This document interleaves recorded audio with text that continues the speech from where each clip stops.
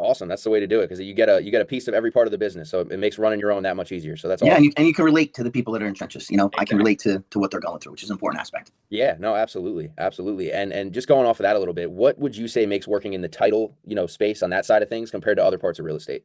Oh man, I think if you're no matter what part of real estate you're in, you're always going to say you have the toughest job. If you're a realtor, you're going to say, "Oh, I have the toughest job. I'm driving people around, and I got a babysitter. I'm a part therapist." If you're a mortgage guy, you're never good enough, and your rates are never good enough. But I really do think it's title, because we're on the bottom rung, right?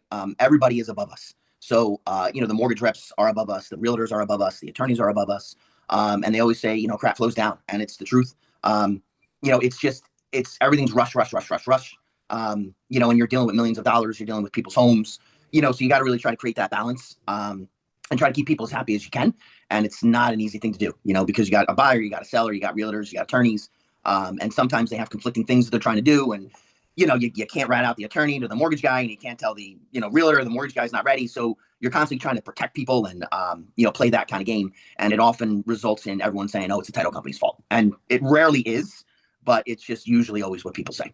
Gotcha. Okay. So I mean, obviously in real estate in any transaction, right, there's a lot of moving parts. Yeah, So there's you guys on the title side and then like everything you just mentioned as well. So obviously, things do go wrong here and there. That's part of business. that's it, man. You just Yeah. go with it. Awesome. Awesome. All right. Well, listen, I wanted to dive in kind of what the topic is today and get a little bit of information as far as client follow up and how that ties directly into business. And as well as like, how would you say in your experience, what do most real estate professionals get wrong about client follow up? Great question. And it's a good topic. And I don't think there's one silver bullet or one, correct answer to anything.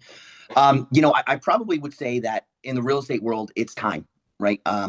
You're trying to control the deals that you have coming in. You're trying to, control your staff. You're trying to control a bunch of different things. So often, follow up is it's timing, right? How much time do I have to make phone calls? How much time do I have to shoot out texts or make emails?